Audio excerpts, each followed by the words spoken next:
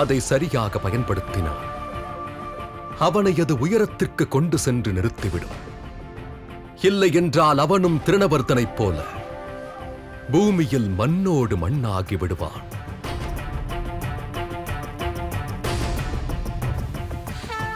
நன்றாக சொன்னீர்கள். ஆனால் நாராயணா, இது உலகத்திற்கான பாடமாகும். ஆனால் உங்களது கிருஷ்ண அவதாரம் என்ன? இதையெல்லாம் அம்மா பார்த்து விட்டார்கள் என்றால் பிறகு அவர்கள் என்ன செய்வார்கள்? கண்ணா, கிருஷ்ணா, மகனே, எங்கே இருக்கிறாய்?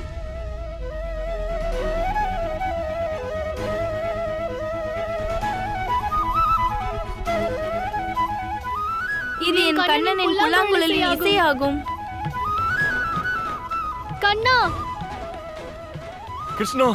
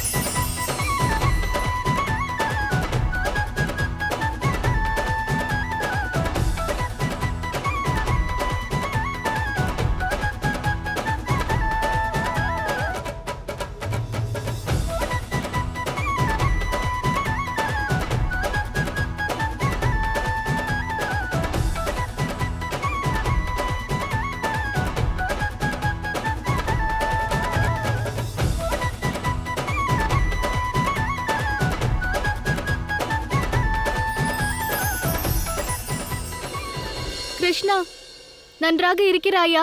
அந்த துஷ்டன் உன்னை ஒன்றும் செய்யவில்லையே. நான் நன்றாக இருக்கிறேன் தாயே.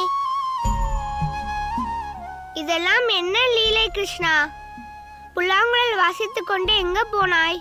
அதோடு புல்லாங்குழலை வாசித்துக் கொண்டே இங்கேயும் வந்து விட்டாய். சரி, நீ எங்கு சென்றிருந்தாய்? நாங்கள் அனைவரும் உனக்காக கவலை அடைந்தோம். ராதா சரியாகத்தான் சொல்கிறாள் தாயே. நான் எனது புல்லாங்குழல் இசையில் மயங்கி விட்டேன். அப்பொழுது இந்த அரக்கனிடம் நான் சிக்கிக் கொண்டேன். நீ எவ்வாறு தப்பித்து வந்தாய்? இந்த அரக்கன் உன்னை எதுவும் செய்யவில்லையா? சகோதரா, எனக்கு என் தாயின் குரல் மற்றும் உங்கள் குரல் எல்லாம் கேட்டது. என்னை அழைத்தீர்களே, உடனே நான் முடிவெடுத்தேன். உடனே நானும் கடவுளை ஆராதனை செய்தேன். கண்ணா, நீ என்னுடன் வா. நீங்களும் தான். ஆனால் எங்கே? இன்று நீங்கள் இருவரும் அந்த ரகசியத்தை கூறிதான் ஆக வேண்டும். இந்த கிருஷ்ணன் யார் என்று நீங்கள் கூறிதான் ஆக வேண்டும். இங்கிருக்கும் அனைத்தார் ஏன் இவனை பின்தொடர்கிறார்கள்? ஆனால் ஒன்று, நீங்கள் இருவரும் ஏதோ ஒரு செய்தியை என்னிடம் மறைக்கிறீர்கள். வாருங்கள், நீயும் வா. இப்படி ஆகிவிட்டதே. என்னால் இவனை புரிந்து கொள்ள முடியவில்லை. கிருஷ்ணா, கிருஷ்ணா, கிருஷ்ணா! யார் இந்த கிருஷ்ணன்? ஒரு சின்னஞ்சிறு பாலகன். அந்த மகா சக்திசாலி திருணவர்த்தனையும் அழித்து விட்டான். மன்னிக்கவும் மகாராஜா, நான் சொல்லுவதை கேளுங்கள்.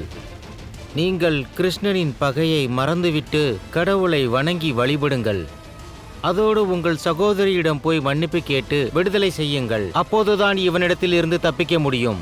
சேவகா, உன் தகுதியை மறந்து விடாதே. யாருக்கு அறிவுரை கூறுகின்றாய் என்று பார். நான் கம்சன், மகா பலசாலி கம்சன். இல்லை என்றால் கிருஷ்ணனுக்கு பதிலாக உன்னை வதம் செய்வேன். மன்னிக்கவும் மகாராஜா, ஆனால் என்னுடைய அறிவுரைகள், அதுவும் என் சமர்ப்பணம்தான். நீங்கள் எங்கள் மகாராஜா. அதோடு என் சகோதரியும் கோகுலத்தில் தான் வசிக்கிறாள். அவள்தான் சொன்னாள், அவன் ஒரு அதிசய பாலகனாம். அவன் சக்தியை பற்றி நீங்களும் அறிவீர்கள். அவனும் ஒன்றன் பின் ஒன்றாக அரக்கர்களை வதம் செய்திருக்கிறான்.